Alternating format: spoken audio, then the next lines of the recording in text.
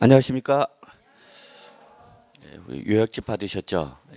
이제 그동안 책 없어서 공부 못했는데 이제 새 책 받으셔서 열심히 공부하시기 바랍니다. 자, 뭐 기본서를 보시기에 조금 부담 가지신 분도 계실 거고요. 그래서 이번 달에 5월 달, 6월 달에는 요약집으로 진행하겠습니다. 다만 우리 지난 시간까지 종합부동산세까지 나갔죠. 그래서 이번 시간에는 그냥 곧바로 계속해서 진행을 맞춰갖고요. 소득세부터 나가겠습니다. 그래서 당황하지 마시고요. 왜 처음부터 나가지 않냐 이렇게 또 따지는 분이 계셔요. 그러지 마시고요. 지난번까지 종합부동산세 끝났습니다. 맞죠? 그래서 계속해서 진도를 맞추기 위해서 소득세부터 나갈게요, 여러분. 다시 요거 소득세 끝나면 다시 앞에 올 거야.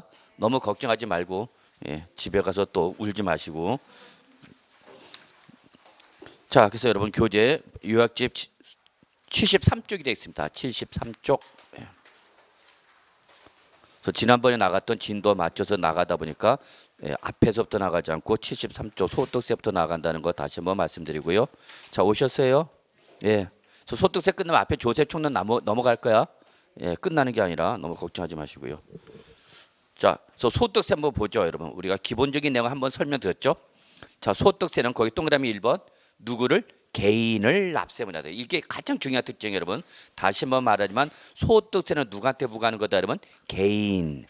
그러면 개인이 아니라 법인이다. 그럼 뭐로 과세한다 했죠, 여러분? 법인세로 과세합니다. 그랬죠. 그래서 결론 소득의 귀속자가 누구야? 그래서 확인해 갖고 개인인데요. 그럼 뭘로 가시고요? 소득세. 법인인데요. 그럼 뭘로 간다? 법인세로 간다. 이렇게 보시면 되죠. 그리고 개인의 뭐를 여러분? 소득. 요거를 뭐로 한다, 여러분? 과세 대상으로 한다. 그래서 소득세는 바로 개인의 소득을 과세 대상으로 하여 부과되는 대표적인 국세죠. 자, 지금 5월 달이에요, 여러분. 그죠? 여러분은 뭐 5월 달, 여러분 나름대로 다 5월 달에 의미가 있겠지만 우리 세법에서 가장 큰 의미는 5월 달에 무슨 의미죠, 여러분? 작년 2020년에 발생한 소득에는 소득세를 지금 어떻게 하는 거죠? 신고하고 납부하는 거죠. 그래서 여러분한테 아마 국세청에서 홈페이지를 통해서 5월 달 소득세 신고 납부하세요라고 아마 다 갔을 겁니다. 받았어요, 안 받았어요? 받으신 분도 계실 거고 나는 없던데 그런 분은 소득이 없는 겁니다. 축하드립니다. 자, 그래서 소득세에서 말하는 소득은 거기 나왔죠, 여러분. 일과세 기간 동안. 자, 요거 꼭 알아두셔야 됩니다. 소득세법에서 말하는 용어 중에서 일과세 기간. 즉 소득세는 전형적인 무슨 세다, 여러분? 기간세. 일정한 기간을 단위로 부과되는 조세를 말하는데 무조건 소득세법은 언제부터 출발해서 여러분 1월 1일을 과세기간 개시일로 합니다. 여러분 용어 기억해 두셔야 돼요. 과세기간 개시일. 이날부터 출발하는 거죠. 그래서 언제까지? 12월 31일. 요거를 과세기간 뭘로 한다, 여러분? 종료일. 요 용어 아셔야 돼요, 여러분. 그래서 과세기간 개시일 그럼 언제를 말하는 거고, 여러분? 1월 1일 말하는 겁니다. 그런데 과세기간 종료 그럼 언제를 말하는 겁니까, 여러분? 12월 31일을 말하는 겁니다. 그래서 소득세는 몇 년 단위? 1년 단위로 과세하는 거죠. 소득세는 1년 단위로 과세하는 거죠. 자, 그래서 1년 동안에 벌어들인 무슨 금액에서 총수익 금액. 1년 동안에 벌어들인 총수익 금액에서 이 총수익 금액을 얻기 위해서 희생된 뭐 여러분? 필요 경비. 이거를 뭐한 금액이죠, 여러분? 뺀 금액. 이걸 우리는 과세 대상 뭐로 하는가? 소득이라 하는 거죠. 그래서 요 소득이라서 과세하는 거죠. 그래서 내가 벌어들인 금액이 쓴 금액보다 더 크면은 과세 대상 소득이 발생하는 거죠. 근데 이러면 얼마나 좋을까요? 근데 반대 현상도 일어나죠. 벌어들인 금액은 없는데 쓴 금액은 있죠, 여러분. 그럼 마이너스가 되는 거죠. 자, 이때 마이너스가 발생을 우리는 소득세법에서 뭘 한다고요? 결손금. 용어 아셔야 돼요, 여러분. 결손금.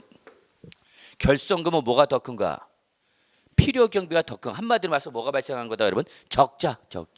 나 올해 장사해서 망했어. 그래서 이때 크면은 당연히 과세 대상 소득이 나오는 거고, 거꾸로 총수익 금액보다 필요 경비가 더 커서 마이너스가 발생했다. 이걸 뭘 한다, 여러분? 결손금. 요 용어 아셔야 돼요, 여러분. 그래서 결손금은 뭐가 나 발생한 걸 말한다, 여러분? 마이너스를 발생한 거다. 이렇게 보시면 되죠. 자, 소득세 특징 여러분 그냥 한번 쭉 읽어보시는데요. 일부만 보세요. 자, 그 중에서 여러분 우리 거기 분류과세란 말이 있어요. 동그라미 2번에. 그래서 소득세법상 소득세 과세 방식은 여러분 종합과세, 분류과세, 분리과세 이렇게 세 가지가 있어요. 종합과세는 우리 이자소득, 배당소득, 사업소득, 근로소득, 연금소득, 기타소득 요걸 여러분 앞글자 따서 어떻게 외우냐면 2배사 근연기 이렇게 외우셔야 됩니다. 어떻게 한다 여러분? 2배사 근연기 이렇게 6가지의 소득을 종류에 관계없이 일정한 기간 즉 1년 단위로 합산해서 과세하는 거. 합산해서 과세한다. 이걸 뭐라고 그러고 여러분? 종합과세. 종합과세. 그리고 이때 소득세법상 소득은 크게 다시 3가지로서 종합소득 외에 뭐 여러분? 퇴직소득과 뭐 여러분? 양도소득. 양도소득. 그래서 결론 소득세법상 소득은 크게 몇 가지로 구분해요? 3가지. 종합소득, 퇴직소득, 양도소득. 그래서 우리가 어떻게 배웠죠 여러분? 종태양 그랬죠. 이때 종합소득은 대부분 계속적으로 반복적으로 발생하는 소득인데 반해서 퇴직소득과 양도소득 밑줄 치세요. 퇴직소득과 양도소득은 종합소득과 합산하고 합산하지 않고 합산하지 아니하고 별도로 구분해서 과세하는 방식 이걸 뭐란다 여러분? 분류과세랍니다. 분류라고 합니다. 용어 잘 보셔야 돼요. 이 용어를 잘 보질 않고 이상하게 해석하는 분이 가끔가다 계세요. 용어를 안 봐. 분류과세라고. 그래서 결론 소득세법상 소득은 몇 가지로 분류해서 과세하라? 3가지. 뭐 종태양. 그래서 종합소득은 뭘로 과세하고? 종합소득세로 과세하고 퇴직소득은 퇴직소득세로 과세하고 양도소득은 양도소득 이렇게 3가지를 분류해서 과세하는 겁니다. 이때 여러분 이 퇴직소득과 양도소득은 종합소득과 합산하지 않고 구분해서 과세한다 그랬죠? 그럼 이때 여러분 이 퇴직소득과 양도소득의 공통점을 찾아보세요. 이 퇴직소득과 양도소득은 왜 종합소득과 합산하지 않냐? 얘들은 여러분 소득의 형성기간이 단기야 장기야? 장기야. 그게 특징이야. 다시 한번 퇴직소득과 양도소득은 소득의 형성기간이 단기다 장기다? 장기야 장기. 매년 계속적으로 반복적으로 발생하는 게 아니죠. 여러분 어렵게 생각하지 마시고 퇴직소득 생각하세요. 내가 퇴직금을 받으면 그 회사에서 최소 몇 년 이상 근무해야 되죠 여러분? 최소 몇 년? 1년 이상 근무해야 되죠. 그럼 여러분 중에서 직장 생활을 하다가 그만두신 분들 계실 거예요. 그럼 퇴직할 때 뭘 받고 나오죠 여러분? 퇴직금 받고죠. 그럼 그 퇴직금은 퇴직한 연도에 일시에 발생한 소득이고요? 아니고 무슨 기간 동안?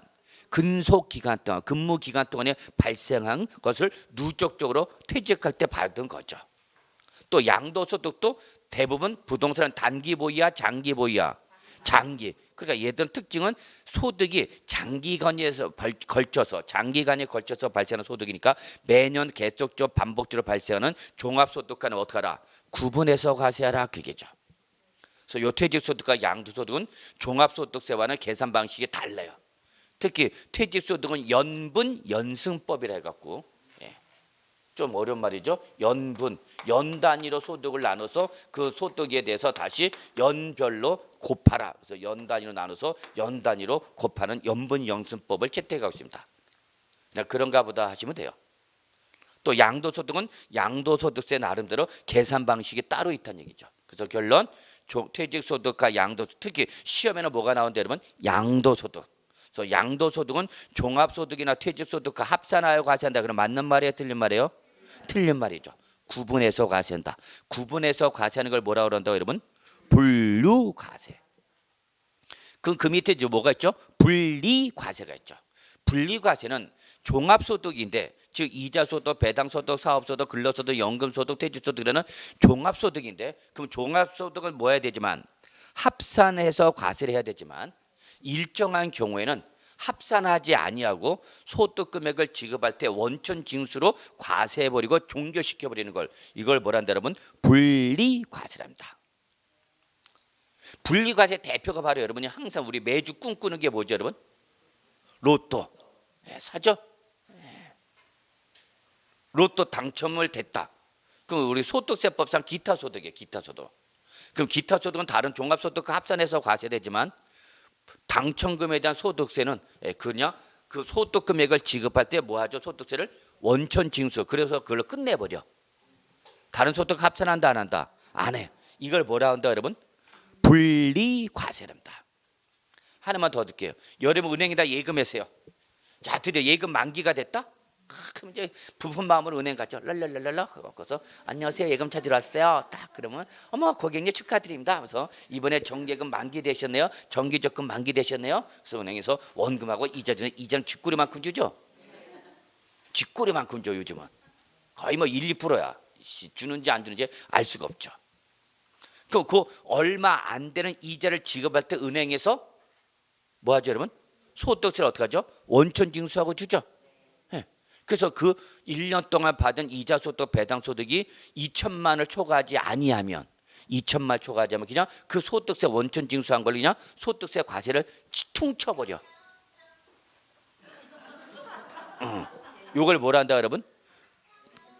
소득 금액을 지급할 때 과세 소득세를 원천 징수를 해버리고 그걸 끝내버린 걸 뭐라 한다 여러분?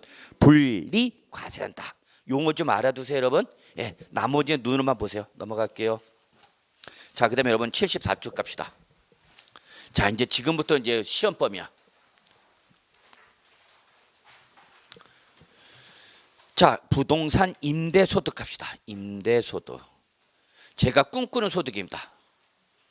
어차피 제가 죽을 때까지 강의를 할 수는 없어요. 조만간 이제 잘릴 텐데. 그죠? 그러면 이때 일을 안 한다고 해서 안 먹고 안 사는 건 아니잖아. 그럼 그동안 뭘 갖고 버틸 거냐?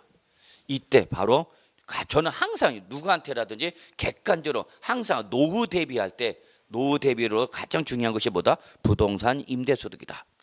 저는 엄청나게 강조합니다. 부동산 임대소득의 가장 큰 매력은 뭐라고 그랬죠 여러분?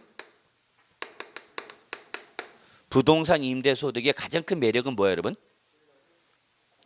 얘는 노동력을 제공하지 아니하도 일정한 기간이 도래가 되면 뭐가 발생하는 거죠? 임대료나 소득이 발생하죠. 그러니까 부동산 임대업자는 돈도 많지만 뭐가 많아요 여러분? 시간이 많죠. 시간이 많아. 이 인간들은 할 일이 없으니까 맨날 그냥 돌아만 다녀. 진짜 여러분 한 달에 딱 하루만 움직이면 돼 여러분. 여러분 인생 즐겁게 보내고 싶으시면 임대사업자 하세요. 큰 욕심 부리지 마세요.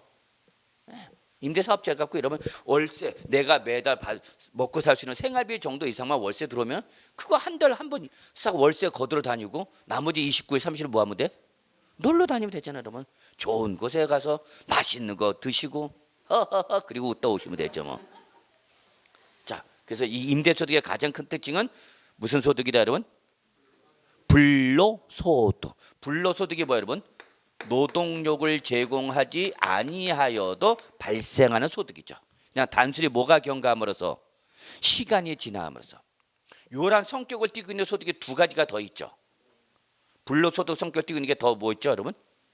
이자소득 또 뭐? 배당소득. 그래서 여러분 특히 이자소득과 배당소득을 합해서 우리 뭐라 한다 여러분? 기억해 두셔야 돼요. 여러분 밑줄 쳐. 이자소득과 배당소득을 합해서 뭐라 한다 여러분? 금융소득. 금융소득. 2배사 근연기 중에서 이자소득과 배당소득 묶으셔야 돼요. 그리고 이걸 뭐라 한다고요? 금융소득이랍니다. 자, 여기서 우리가 좀 하나 상식으로 알아둡시다. 이자소득과 배당소득은 즉 내가 은행에서 예금해서 이자 받았다. 주식회사 삼성전자 투자해갖고 드디어 배당 받았다. 올해 삼성전자 배당 엄청 나왔죠. 배당 나올 수밖에 없었어요 올해. 왜? 상속세 내야 되니까. 누가? 대주주도. 삼성그룹에 상속이 일어났잖아. 그럼 상속세 내니까 돈을 받아 있어야 되잖아. 그러니까 당연히 대주주님의 상속세 납부해서 역대적으로 최대의 배당이 일어나죠. 배당 받았어 안 받았어? 또 안 왔어? 이놈은 남양주를 이렇게 안 오는 게 많아. 씨. 이렇게 받았죠. 이때 여러분 이자소득과 배당소득이냐 시간의 경감으로서 이자가 또는 배당이 발생하는 거죠. 무슨 소득이라 한다고? 불로소득. 그래서 여러분 요 죄송합니다. 이자소득과 배당소득 합해서 무슨 소득? 금융소득. 하나 더 이때 금융소득이라서 무조건 합산과 하지는 않아요. 그게 얼마 초과될 때? 2천만을 초과할 때. 2천만을 초과. 그러니까 내가 1년 동안 이자와 배당을 받은 게 얼마 이하면 2천만 원 이하면 그냥 원천 징수한 걸 끝내버려. 더 이상 소득세 합산 과세한다 안 한다? 안 해. 근데 내가 2천만을 초과해서 벌었어. 2천만 원 초과해서 받았다. 그러면 2천만 원 초과하면 예를 들어서 3천만 원 받아서 1년 동안 이자와 배당을 받은 금액이 얼마? 3천만 원이다 가죠. 그럼 얼마 초과했죠? 2천만 원 초과했죠. 그럼 2천만 원 초과하는 금액에 대해서는 다른 종합소득과 다시 합산해서 가세요. 그래서 하나 알아두시다. 이자소득과 배당소득을 합해서 뭐라 그러고? 금융소득. 요 금융소득은 합산하는 조건은 무슨 조건이야? 2천만 원 뭐 할 때? 초과할 때. 요 알아두세요, 여러분. 그럼 이러한 이자소득, 배당소득 그리고 사업소득 중에 있는 게 바로 뭐다, 여러분? 임대소득이죠. 자, 그러면 결론 냅시다. 부동산 임대소득은 시험에 매년 항상 꼭 나오지는 않아요. 안 나올 때도 있어요, 여러분. 근데 한 번 나오면 또 한 문제 정도는 나옵니다, 여러분. 그래서 작년 한 문제가 나왔어요. 그 전에 안 나오다 한 3년간. 근데 여기 한 번 나오면 또 2, 3년은 계속 나와요. 근데 또 안 나오면 또 2, 3년 안 나와요. 얘는 나왔다 안 나왔다 그래. 자, 그래서 그냥 여러분 올해 결론 한 문제 정도 나올 수 있다 이렇게 생각하시면 됩니다. 몇 문제? 한 문제 정도 출제될 수 있습니다. 자, 그러면 부동산 임대소득에서 정리할 내용을 보면은 첫째, 과세 대상. 뭐를 부동산 임대사업소득으로 과세할 거냐? 과세 대상. 두 번째, 과세 대상이라더라도 과세 대상에서 제외하는 뭐 여러분? 비과세. 그리고 자, 부동산 임대소득은 사업소득이기 때문에 합산 과세하는데 합산하지 않고 분리해서 과세는 분리과세가 있고요. 과세 대상으로 확정이 되면 이제 우리 부동산 임대 사업 소득 금액, 사업 소득 금액을 계산합니다. 이것이 우리 부동산 임대 사업 소득에서 정리할 대표적인 내용입니다. 이때 과세 대상은 여러분 별표 하나 정도만 표시하면 되겠고요. 만약에 부동산 임대 소득이 나오면요, 비과세와 분리과세, 특히 비과세는 반드시 시험에 나온다고 보셔야 돼요. 비과세가 별표 3개라면 분리과세는 별표 2개. 그 다음에 사업소득 금액 계산, 우리 소득세법에 따라서 소득세 계산해 보자는 얘기입니다. 별표 2개. 그래서 여기가 난이도는 여기가 어렵습니다. 난이도는 여러분 계산하는 거 무지하게 싫어하더라고요. 많이 저는 당황했는데 주부님들이 오히려 계산을 더 잘할 줄 알았는데 아주 싫어합니다. 집에서 어떻게 살림살이 하는지 모르겠는데 계산하는 거 싫어해. 오히려 계산 문제는 남자분들이 오히려 더 잘 맞추지 않나 생각합니다. 하여튼 여기 좀 어려운 부분입니다. 점점 난이도는 올라가고 있습니다. 자, 그래서 이런 세 가지가 우리가 부동산 임대사업소득에서 정리할 내용이다 이렇게 보시면 되죠. 자, 그럼 우리 과세 대상 볼까요, 여러분? 거기 책 한번 같이 보죠, 요약집. 자, 부동산 임대사업소득의 범위 양가를 한번 찾으셨나요? 네, 거의 점박이 몇 개 있죠, 여러분? 3가지가 있죠. 그렇습니다, 여러분. 부동산 임대사업소득은 종류가 3가지입니다. 첫째 밑줄, 부동산 또는 부동산상의 권리 밑줄 치세요. 두 번째, 274쪽 보고 있으라고. 두 번째, 공장재단 또는 광업재단 밑줄. 세 번째, 채굴에 관한 권리 밑줄. 자, 요 3가지를 하나같이 공통점 뭐죠, 여러분? 대여. 그렇습니다, 여러분. 이 부동산 임대사업소득은요, 항상 임대라는 말이 없어요. 그 대신 뭐가 나온다고요? 대여. 근데 목적물이 뭐냐? 3가지죠. 첫째 뭐? 부동산이나 부동산에 관한 권리죠. 또 하나가 여러분 뭐죠? 공장재단 또는 뭐 광업재단. 여러분 뭐 민법 등에서 들어보셨죠? 들어보셨나요, 여러분? 네, 담보물건이죠, 담보물건. 다만 얘는 민법에서 인정하는 법정담보물건은 아니죠. 민법에서 인정하는 법정담보물건은 몇 가지죠? 3가지죠. 민법에서 인정하는 법정물건은 몇 가지냐고? 3가지. 뭐 있어요, 여러분? 저당권, 질권, 유치권. 그게 담보물건 아니에요? 제한물건은 용인물건과 담보물건을 구분하죠? 그때 민법상 담보물건은 몇 가지? 3가지. 근데 얘는 그러면 공장재단이나 광업재단은 민법에서 인정하는 담보물건은 아니에요. 그럼 얘는 어디서 인정하느냐? 관습법상 우리 은행 실무에서 인정되는 겁니다. 실무에서 오랫동안 관행상 인정하는 담보물건입니다. 은행이 대출을 해줄 때 공장을 담보로 잡아. 그럼 공장 건물과 토지는 부동산이죠. 그러니까 당연히 담보물권에서 뭐 할 수 있죠? 등기하면 되겠죠. 등기하면 되잖아. 근데 문제는 공장은 공장의 특성상 공장 안에 뭐가 있죠? 기계가 있단 말이야. 그럼 기계는 부동산이야, 동사냐? 동사냐? 그래, 동산이니까 동사는 등기할 수가 없죠. 그럼 어떻게 되죠? 점유해야 되죠. 여러분 주정 과목 다 배웠잖아. 그럼 점유랑 은행이 갖고 가야 된단 말이야, 기계를. 그럼 은행이 기계를 갖고 가면 은행이 공장에 돌아가 안 돌아가? 안 돌아가죠. 그러니까 일단 거기다 그대로 두죠. 근데 은행에서 담보를 잡아야 돼서 이 기계를. 그래서 이걸 목록표를 만들어. 그 목록표를 만들어 그 저당권을 설정하는 거야. 이게 바로 뭐다 여러분? 공장재단 이렇게 보시면 됩니다. 광업재단도 광구다라고 보시면 되겠고요. 어쨌거나 그냥 그런가 보다 하셔도 돼요. 요 정도만 보시면 돼요. 자, 그다음에 이제 광업권자, 조강권자 또는 뭐 떡대가 채굴에 관한 권리죠. 채굴에 관한 권리. 자, 요걸 하나같이 모함으로써 여러분 대여, 여기 공통입니다. 부동산 임대 사업 소득에 대해서는 반드시 뭐가 돼야 되면 대여. 이게 대여가 아니라 양도가 되면 뭐가 되는가? 양도 소득이 되는 거고요. 대여를 하면 무슨 소득이 되는가? 임대 소득이죠. 그로 인해서 발생하는 뭐를 소득을 과세 대상으로 하는 것이 바로 뭐다 여러분? 부동산 임대 사업 소득입니다. 자, 여기서는 여러분 1번을 잘 보셔야 돼요. 그러면 우리 부동산 임대 사업 소득세 과세 대상이 되는 부동산은 뭐를 말하냐? 밑줄 맞추세요. 사실상의 모든 토지와 건물 등입니다. 사실상의 모든, 여기다 밑줄 치세요. 그러니까 법률상 형식적 요건의 불비는 묻는다, 묻지 않는다? 묻지 않아. 등기를 하지 아니한 부동산을 대여하고 소득세 월세 받았대. 과세해야 안 해? 해야 되죠. 이 토지가 지적공부의 지목이 등재가 되는데 지적공부의 지목이 등재되지 않았대. 그럼 미등재된 토지 임대했대. 그래서 월세 받았대. 과세해야 돼, 안 해야 돼? 해야 되는 거죠. 끝이야. 예. 부동산 더 이상 물어볼 게 없어요. 그래서 시험에는 나오면 이게 나오죠. 시험에 나오면 요게 나옵니다. 뭐 부동산상에 관한 걸 요게 나옵니다. 요게 나오는 거야. 부동산에 관한 권리죠. 부동산은 실물 자산이고 부동산에 관한 권리는 뭐야? 무형 자산이죠. 자, 이때 과세 대상이 되는 것은 바로 첫째, 전세권이나 임차권.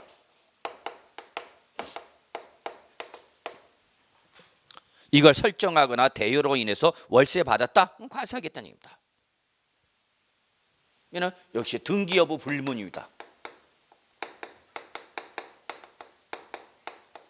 물론 등기가 됐어야 되지 않았을 때 법률상 효력은 여러 민법에서 배우시는 거고요.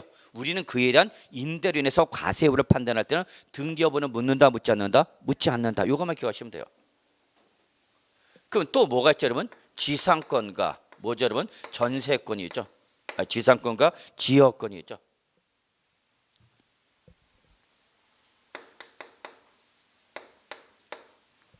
그럼 여러분 전세권, 지상권, 지역권 뭐가 떠올라야 되죠?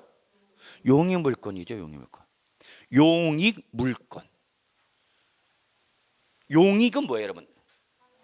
그 부동산의 용도에 따라서 사용할 수 있는 수익, 권리를 말하는 거죠. 용익물권이죠. 그래서 타인의 부동산에 대해서 일정한 대가 등을 지급하고 그 부동산을 독점조 배타로 사용할 수 있거나 일반에서 유리하게 사용할 수 있는 권리, 이걸 우리는 뭐라 한다 여러분? 용익물권. 그 셋 중에서 오로지 뭐 지상권과 지역권만. 여기서 지지 동그라미 치세요. 지지. 그래서 전세권과 임차권은 등기 여부 관계없이 무조건 과세를 하는 거예요, 여러분. 뭐 하면? 대여하면. 근데 지상권과 지역권은 꼭 조건 하나가 있어. 시험에는 이런 게 나와. 여러분이 공부를 할 때 저는 여러분 대단하게 느끼는 게 뭐냐면 완벽하게 100%를 다 하려고 공부하시더라고요. 대단해요. 그래 저는. 야, 그렇게 다 어떻게 다 공부하지? 저는 약삼해서 그런지 나올 것만 주로 보는 스타일입니다. 그럼 출전에 좋아하는 패턴이 있어. 그런 걸 맞춰서 공부를 하셔야죠. 자, 지상권, 지역권은 결론. 얘는 과세 여부를 판단할 때는 여러분 조건이 하나 있어. 그게 바로 뭐예요, 여러분? 공익사업 위한 토지 등의 취득 및 공익사업 위한 토지 등의 취득 및 보상에 관한 법률 등 관련 법률에 따라서 공익사업과 관련이 있냐 없냐를 확인하셔야 된다고요. 그 시험에 이런 거 나온단 말이에요. 출전자 이런 거 좋아해요. 뭘 공부해? 출전자는 이런 거 좋아한다고. 조건에 따라서 답이 달라지는 걸. 그 이런 걸 열심히 해야 될 거 아니야. 그래서 이 지상권과 지역권은 여러분 부동산 임대 사업 소득으로 과세할 거냐 아니면 기타 소득으로 과세할 거냐 조건을 보고 따지라고. 그 조건이 공익사업과 관련이 있다 그러면 그때는 기타 소득이에요. 2배사 근년기 중에서 뭘로 간다고 여러분? 기타 소득이죠. 근데 공익사업과 관련이 없을 때 그때는 어디로 가는 거예요 여러분? 부동산 임대 사업 소득으로 간다고 합니다. 그러니까 부동산 임대 사업 소득세 과세 대상이 아니야. 그럼 뭘 따져야 된다고 여러분? 뭘 따져야 된다고요? 공익사업과 관련 있는지 없는지 이거 보시라고요. 이게 제일 중요해. 뭐 엄한 거에다 신경 쓰지 마시고. 그래서 결론 낼게요 여러분. 지상권과 지역권 뭐 확인하시고요? 공익사업과 관련이 있다 그러면 어디로 가고? 기타 소득. 없다 그러면 어디로 가라고? 사업 소득. 그 순간적으로 헷갈리잖아요 여러분. 또 거기서 막 공익사업과 관련이 있을 때 기타야 없을 때 기타야 또 돌죠. 우리 주특기는 매일 돌아. 그래서 저 같으면은 공부할 때 뭔가 하나를 잡으면 되죠. 두 놈을 다 외울 필요 없죠. 하나만 알면 되죠. 하나만 알면 나머지 글로 몰면 되잖아요 여러분. 그래서 저는 제가 만약에 공부할 때는 공익사업과 관련이 있을 때는 어디로 간다? 기타. 그래서 공기 없으면 그냥 그때는 사업소득. 그래서 공익사업과 관련이 있을 때 어디로 가라고요? 기타.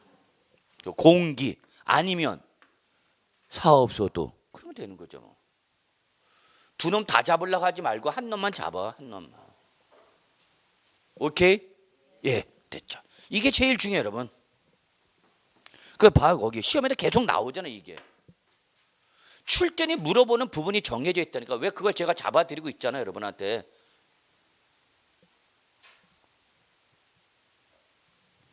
자 동그라미 2번 그냥 제목 보세요. 그냥 공장재단 광업재단의 대우로 인해서 발생한 소득. 3번 광업권자 조강권자 떡대가 뭐? 채굴에 관한 권리. 채굴이 뭐예요 여러분? 비트코인을 채굴하는 거죠. 아우씨. 제 아주 처갓집에 가까운 아는 사람이 아주 오래전에 양평에서 PC를 쭉 깔아놓고 막 돌리고 있어. 그래서 양서방 뭐해? 그랬더니 비트코인 채굴합니다 그러더라고. 채굴해? 뭘 캐냈는데? 그랬더니 비트코인을 채굴한대. 그래서 난 속으로 미친놈 그랬어. PC를 막 돌리더라고. 그래서 정교근 막 나온다고 우리 세수 처자가 막 뭐라 그랬어. 정교근 엄청 나오는 거야. 끝났잖아 걔 인생.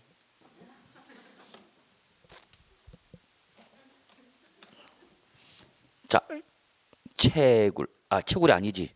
그래서 거기 맞네. 채굴에 관한 권리. 요걸 뭐 함으로써 여러분 대여. 그래서 여러분 광업권자 조강권자 어느 정도 개념 잡히시죠? 광산에서 광구에 광물을 채굴하시는 권리를 말했죠. 떡대가 뭐예요 여러분? 떡대가 덕대라고 그런다 솔직히. 요즘 한자도 잘 기억이 안 나네. 맞나? 덕대? 맞아요? 네. 덕대가 뭐예요 여러분? 덕대가 저는 아직까지 그런 말을 한 번도 못 들어봤는데 쟤는 떡대가 좋아 그런 말 들어보셨죠? 체격이 좋은 사람이죠. 소위 말하는 이제 말 잘못하면 다들 요즘은 예민해 갖고 노동시장에서 십장이라고 있어서 옛날에는 조장 한 명이 몇 명을 가려는가 10명을 가려는 거죠. 그래서 그걸 십장이라고 하는 거죠. 그래서 그걸 십장이라고 그래. 옛날 이 노가다라고 조금 뭐 표현이 안 좋은 방식인데 그분들이 체격이 커 적어. 그래서 그때 덕대가 좋다. 그래서 그 관리를 하는 사람을 뭐라냐면 덕대라고 그래서 덕대. 그래서 특히 광산 광구 가면은 저 사람 떡대 좋다 그런 말이 여기서 나왔다라는 뭐 확인할 수 없는 말은 있는데 어쨌거나 그래서 결론 광호권자, 조강권자 또는 떡대가 채굴에 관한 권리를 뭐함으로써 돼요. 그래서 여러분 마무리합시다. 그냥 요것만 기억하시면 돼요, 여러분.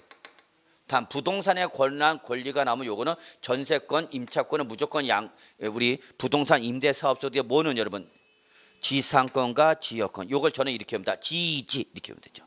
지지가 공익사업과 관련돼서 올라가고 기타서도 없을 때 사업소도 이렇게 하나 틀 잡으시면 됩니다. 그다음에 여러분 기본 통칙이 이제 시험에도 나와 보기 지문에 자주는 아니지만 임대사업소득의 범위를 물어볼 때 나오기도 합니다. 요거는 눈팅만 하셔도 돼요. 눈팅만. 자 갑시다. 자기가 소유하고 있던 부동산을 타인의 담보물로 사용하게 하고 그 사용 대가를 받는 것. 밑줄 여기까지. 이것도 부동산 임대소득으로 봅니다. 그러니까 내 부동산을 타인의 담보물로 사용하게 하고 그 친구로부터 뭘 받아서 대가, 임차료 받았다. 그럼 그것도 과세 대상이다. 그겁니다. 두 번째, 부동산 매매업자 또는 건설업자가 판매를 목적으로 취득한 토지 등의 부동산 등을 일시적으로 대여하고 얻은 소득 밑줄. 자, 이건 특징이 부동산 매매업자 또는 건설업자 무슨 목적으로? 판매 목적으로 아파트, 주택 등을 신축한 거야. 근데 그게 팔리고 있는 거 안 팔리고 있는 거? 안 팔리고 있는 거죠.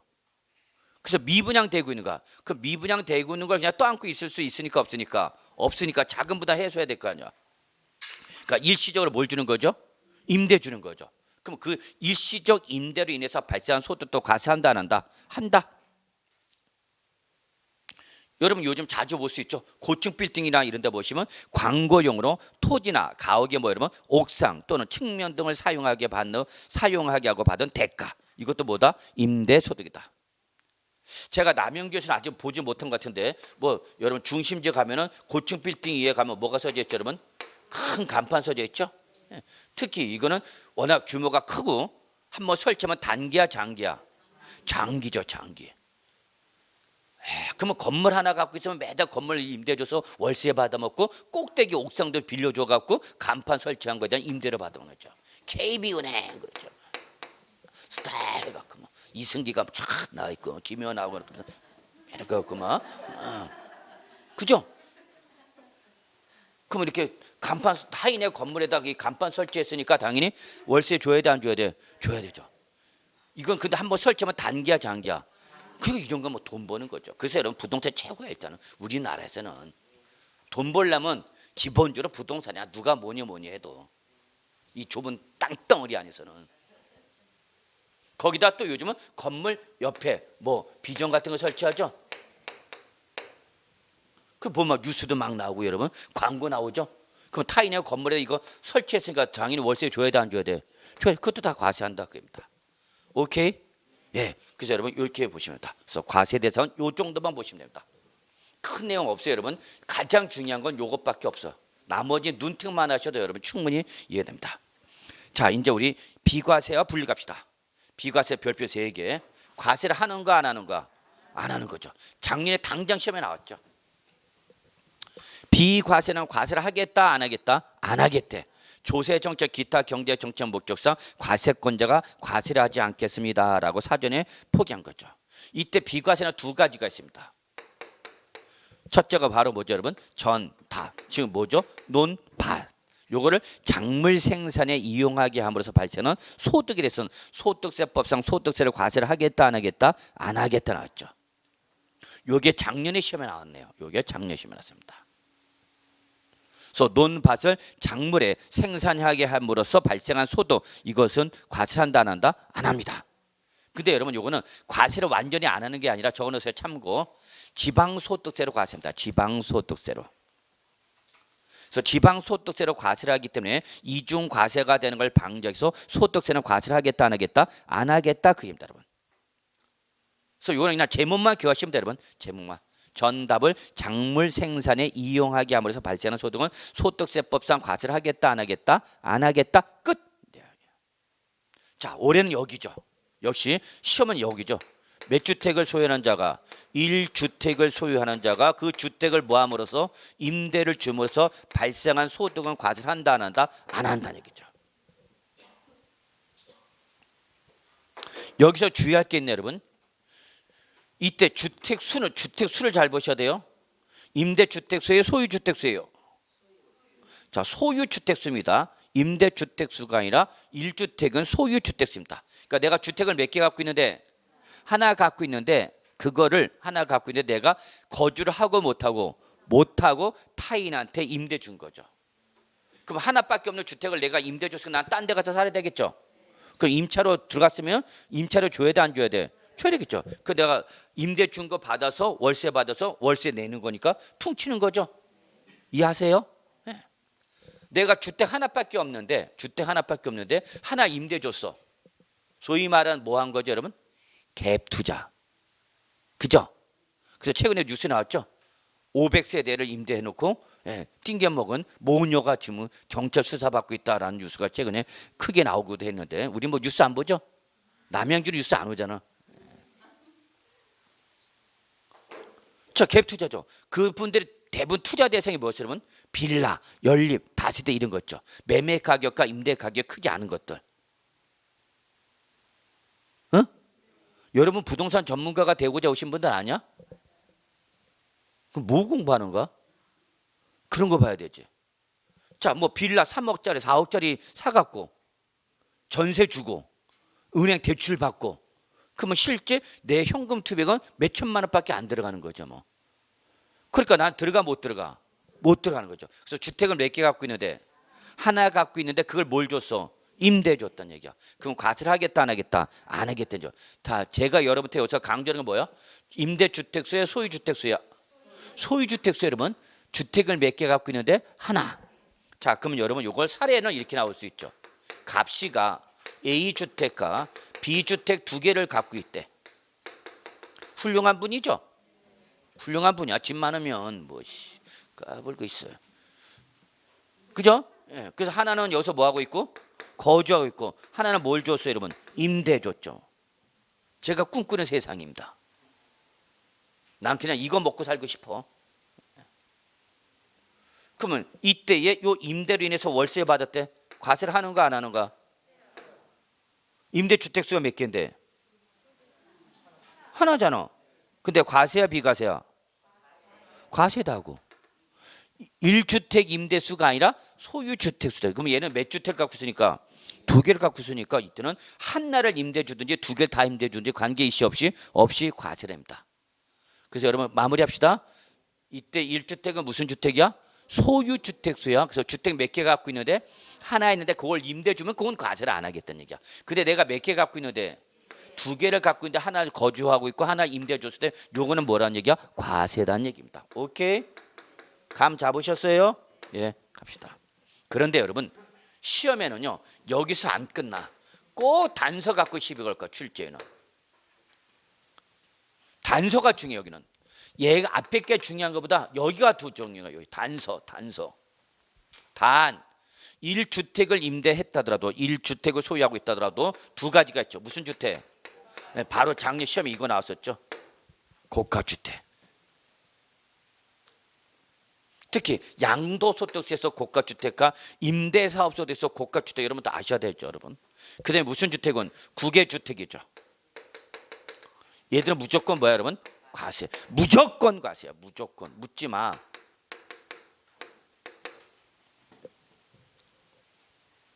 그럼 여러분 요걸 아셨죠? 여기서 무조건 과세가 되는 고가주택이 뭔지 아셔야 되겠죠? 자, 봅시다. 비과세가 배제가 되는 고가주택이라면 자 어느 날 현재? 과세기간 종료일 현재죠. 그럼 뭐 며칠을 말하는가? 그렇죠. 12월 30일 현재 계속 임대하고 있으면 12월 30일 현재. 당해 연도 중에 양도세는 양도일 현재. 이 둘 중에 하나죠. 과세기간 종료일 현재 또는 해당 주택의 양도 현재 둘 중에 하나. 시점은 이날 이제 뭐를 가지고 동그랗게 시뻘겋게 기준시가. 주택가 부수토지 기준시가 합계 자 얼마 초과한 주택 여러분? 9억 원을 초과한 주택. 9억 초과는 여러분 다 아시죠? 그래도 양도소득세에서도 고가주택 얼마 초과하죠? 9억이죠. 근데 지금 9억 초과하는 건 이제 고가주택이야 일반 주택이야. 요즘은 일반 주택이죠. 그래서 요즘은 초고가주택 개념이 등장하는 거죠. 초고가주택은 얼마를 말하는가? 15억 원을 말하죠. 15억. 그래서 15억 초과하면 무조건 LTV 대출 금지가 되는 거죠. 투기과열지구 등에서 대출 안 되잖아. 예. 자, 그래서 여러분 일단은 부동산 임대사업소득에서 말하는 고가주택은 얼마 초과를 말하는데 9억 초과는 변함이 없는데, 자, 어느 날 현재 과세기간 종료 현재 또는 양도 현재 무슨 가액을 기준해서 기준시가죠. 기준시가. 양도소득세 무슨 가액 기준이죠? 실가. 요거 꼭 구분하셔야 돼요. 이거 당장 작년 시험에 나왔잖아. 작년에 그렇게 강조했어. 자, 고가주택은 임대사업소득과 양도소득 두 군데에서 나옵니다. 그래서 분명히. 근데 양도소득이나 부동산 임대소득이나 고가는 얼마 초과를 말하는데 9억 원 초과를 말하는데요. 기준시가라는 것은 여기 임대사업소득은 무슨 가액 기준이고요? 기준시가 기준이고요. 양도소득세 무슨 가액 기준이에요? 실가 기준이죠. 근데 양도소득세에서 고가주택 해놓고 슬쩍 뭘 끌고 와서 기준시가 끌고 와버렸죠. 뭔 소리야? 기준시가는 무슨 소득이고 임대소득이고 양도소득은 무슨 가 기준이고 실가 기준이고 구분하셔야 되죠. 작년 이거 그렇게 잘 봤어. 기준시가는 임대소득은 기준시가 기준이고 양도소득세는 무슨 가 기준이다? 실기거래가 기준이다. 그럼 여기서 주택가 부수토지의 기준시가는 뭐가 되는 거야 여러분? 공시된 가액. 그래서 무슨 주택가격? 개별주택가격. 아파트면 공동주택가격이죠. 이게 이미 4월 30일자에 나왔어 안 나왔어 올해 거? 나왔잖아. 그래서 여러분은 이미 공시된 가격을 보고 아, 내 주택이 고가주택인지 아닌지 알아 몰라? 알죠. 본인이 모르면 누가 알아? 자, 그 다음에 구개주택이죠. 구개주택은 가액과 관계시 없이 얘는 무조건 과세죠. 무조건 과세. 그래 주의할 게 있으면 전화. 얘는 국내 주택수를 계산할 때 포함한다, 제외한다. 국내 주택을 몇 개 갖고 있는지 따질 때는 포함하라, 제외하라. 제외합니다. 무조건 과세를 하는데. 그럼 무슨 소리냐? 을이라는 사람이 A주택과 B주택 두 개를 갖고 있네. 근데 요거는 경기도 남양주시에 있고요. 요거는 미국 LA에 있어요. 둘 다 임대 줬어요. 여기서 비과세 소득이 있어요? 비과세가 있어? 어떤 거? 얘는 비과세다고. 얘는 무조건 뭐다고? 고가주택이 아니란 요 어디에 있는 거 국 외에 있는 주택은 묻지 마. 무조건 뭐하고? 과세. 그리고 국내 주택수를 계산할 때는 주택수 계산에 포함하라, 제외하라? 제외하라고요. 제외하라고요. 그러면 을은 1주택 소유자로 인정을 받아 못 받아? 받는다고. 국내 주택 몇 개 갖고 있으니까 하나. 그럼 얘는 비과세 받을 수 있다고 없다고? 있다고. 그래서 정리할게요 여러분. 무슨 주택은요? 무슨 주택은? 국외주택은 무조건 과세고요. 그러나 국내 주택수를 계산할 땐 국외주택은 잡아라, 잡지 마라? 잡지 마라 합니다.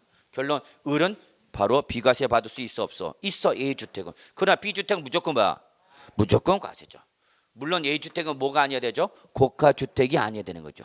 이게 고가주택이면 다시 과세가 되는 거죠. 판단하실 수 있겠죠 여러분? 아시겠어요? 예. 자, 그 다음에 우리 이제 분리과세 갑시다. 분리. 자, 사업소득은 2배사 근영기 종합소득으로 합산과세하는데 분리과세했대. 다른 소득과 종합 합산하고 안 하고? 안 하고 따로 구분해서 과세했대. 그래서 해당 과세 기간에 주거용 건물, 여기서 밑줄 주거용 건물은 뭐로 말하는 거예요 여러분? 주택. 그래서 주택 임대에서 발생한 수익금액 합계액이 자 밑줄 얼마야? 밑줄 수익금의 합계액이 2천만 원 이하야. 2천만 원이야. 수익금의 합계액이 2천만 원 이하. 인자의 주택. 이거는 우리 소규모 주택 임대소득을 합니다만. 그래서 얘는 특징. 2018년도 귀속분까지는 비과세였다가 그래서 가끔가다 저한테 세금 물어보는 분이 오러 있어요. 교수님 저는 그전까지 주택 전세 줬을 때도 뭐 임대주택 한 번도 소득세를 낸 적이 없는데 최근에 와서 계속 소득세 내라고 세무서에서 연락이 와요. 그렇게 해요. 그런 분 중에 몇 분 중에 하나가 바로 여기 걸리는 거죠. 예전에 얼마? 2천만 원 이하 때는 소득세 과세 안 했습니다. 비과세했습니다. 큰 금액이니까 작은 금액이니까 작은 금액이니까. 근데 이제 그것이 과세 대상으로 바뀌었어. 과세하겠다. 2천만 원 이하도. 2천만 원 이하도 과세를 하겠다. 자, 과세를 하는데 그러면 갑자기 안 내던 소득세를 내게 되니까 소득세 부담이 커지죠. 그래서 그걸 조금 완화해 주기 위해서 밑줄 뭘로? 14% 분리과세. 밑줄 14% 분리과세입니다. 그래, 너는 다른 종합소득 합산하고 안 하고 그냥 너만 따로 끄집어내 갖고 그냥 너는 14% 세금만 내. 소득세 내. 그래. 이걸 뭐라 하는데 여러분? 14% 분리과세입니다. 그런데 여러분 아시다시피 소득세는 최저 몇 프로도 출발해서 6%, 15%, 24%, 35%, 38%, 40%, 그리고 42%, 그리고 몇 프로? 45%, 몇 단계? 8단계. 하나, 둘, 셋, 넷, 다섯, 여섯, 일곱, 여덟 개입니다. 그래서 1단계는 1200만 원 이하일 때는 6% 때리고요. 1200을 초과해서 4600까지는 15%를 초과해요. 4600을 초과해서 8800만까지 24%를 초과해요. 8800을 초과해서 1억 5천만까지 35% 초과하고요. 1억 5천을 초과해서 3억까지는 38% 때리고요. 3억을 초과해서 5억까지 그만하죠. 5억까지. 그 다음에 5억을 초과해서 10억까지는 40%. 10억을 초과하면 몇 프로? 45%. 그래서 10억을 초과하게 되면 이제 제일 높은 세율 몇 프로 때려? 45% 때려요. 그래서 제가 가끔가다 개인적으로 개업했습니다라고 연락을 주신 분이 계세요. 저는 좀 갑니다. 뭐 시간이 나면 갑니다. 그날 개업식 못 가더라도 한번 쓱 사무실 놀러 갑니다. 그 재미가 좋아요. 잘하고 계시나? 잘하고 계시면 뿌듯하죠. 자, 그러면 저희가 만약에 거기서 개업식 못 갔을 때 뭐 화분야사 하나 보겠다. 그럼 거기다 저는 이렇게 쓰죠. 남들은 뭐 대박 나세요. 뭐 그렇게 씁니다. 우리 사장님 미쳤나 봐요. 막 그러고 막 거기다 막 쓰잖아요, 여러분. 저는 다른 말 안 써요. 그냥 우리 소득세 45% 맞으세요. 그러죠. 소득세 몇 프로 맞으라고? 45% 맞으라고. 악담한 거야, 덕담한 거야? 이게 악담인지 덕담인지도 구분을 못하는 사람이 있어요. 교수님, 나하고 무슨 억가심정 있어요? 왜 나보고 45% 맞으라고 그래요? 그래. 너 나한테 세법 배웠다는 소리 하지 마. 어디 가서 나한테 배웠다고 얘기하지 마라 그랬다. 덕담이야, 악담이야? 덕담이야. 45% 맞으라는 것은 얼마 초과해야 돼? 여러분 1년에 10억 초과해서 돈 벌으면 됐지 않았어? 얼마를 원하는데? 너무 여러분 사람 목숨이 그렇게 영원히 가지도 않아. 짧어. 그냥 좀 유하게 사세요. 바둥바둥 대지 마시고. 그래서 여러분 결론 얼마 이하면 2천만 원이에요. 14 분류과세죠. 근데 문제는 분리과세를 끝나면 좋은데 또 뭐가 있어요, 여러분? 종합과세가 있어. 환장한다. 그래서 결론 이 소규모 주택 임대소득은 뭐와 여러분? 14% 분류과세, 종합과세 좀 뭐 할 수 있다? 선택할 수 있다 그랬어. 아니 14% 분리과세하면 됐지 또 왜 종합과세야? 여기 잘 보시면 14%면 어디에 해당하는 거죠? 여기죠. 그러면 6%까지는 1200만 원이고 1200을 초과해서 4600만 원까지는 15%단 말이에요, 여러분. 그러면 나는 1200만 원 이하야. 그럼 나는 종합과세하면 몇 프로 맞아? 6% 맞죠? 근데 무슨 과세를 하면? 분리과세면 난 몇 프로 맞게 돼? 14% 맞게 돼버리죠. 그리고 오히려 세율이 어떻게 돼? 높아져 버리죠. 그럴 때는 어떻게 하라는 얘기야? 그러면 너는 분리과세 선택하지 말고 그냥 뭐 하라는 얘기야? 종합과세 하라는 얘기야. 그럼 1200만 원 이하는 얼마 받으니까 6%. 그럼 너 이거 선택하라 그 얘기야. 이해하셨어요? 그래서 여러분 거기 저거 종합과세는 어떨 때? 1200만 원 이하일 때. 그럼 몇 프로 세율을 적용받아? 6%. 그럼 이때는 분류과세보다는 뭐가 유리하다는 얘기야? 종합과세가 유리하다 그 얘기입니다. 감 잡으셨어요? 무슨 말인지 이해하세요? 예, 됐어요 여러분. 예, 자, 그러면 우리 주택의 개념 봅시다. 자, 요 비과세를 받는 1주택 할 때에 요 주택이 뭐냐 그 얘기죠 여러분. 주택은 당연히 상시는 뭐야 여러분? 늘 주거용으로 사용하는 건물을 말하는 거죠. 자, 2번 뭐 보시면 되고 주택수 계산 봅시다. 여기서 가끔가다 시험에 나오네요. 3번 주택수 계산 별표 하나.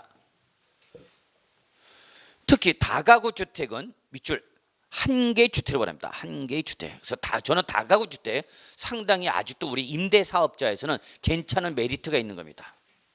어차피 아파트는 지금 규제 대상이기 때문에 예, 민간 임대 사업자, 민간 임대 주택이나 특별법에 따른 민간 임대 주택 사업자 등록이 안 됩니다. 이제 작년 2020년 7월부터는 아파트 인정 안 해주겠답니다. 단기에 없어졌고 장기만 있습니다.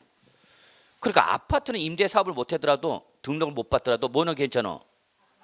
다세대, 다가구 괜찮아요.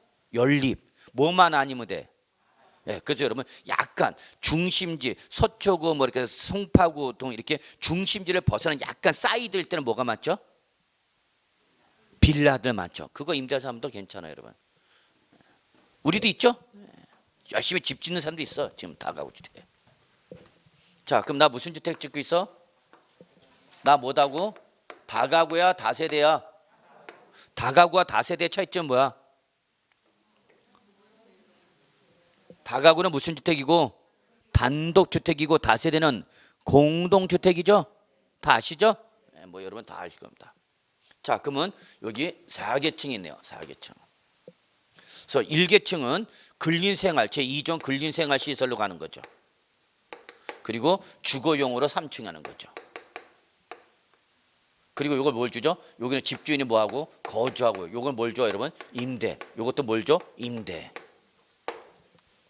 자, 여기 5세, 4세대가 총 5세대가 산다 합시다. 하나, 둘, 셋, 넷, 5이죠. 5. 그중에서 내가 꼭대기층에서 내가 뭐 줘 있고 임대업자가 거주하 있고 요걸 뭘 줘서? 임대. 그럼 나는 몇 주택의 소유자냐? 그 얘기입니다. 몇 주택으로 보라? 이게 다가구주택의 가장 큰 매력입니다. 몇 주택 보라고요? 1주택으로 보라입니다. 1주택으로. 그러면 나는 이거 봐. 이거 뭐하고 내가 살고 있고 이거 뭘 줬어? 임대 줬죠? 이거는 과세 비과세? 비과세죠. 이거는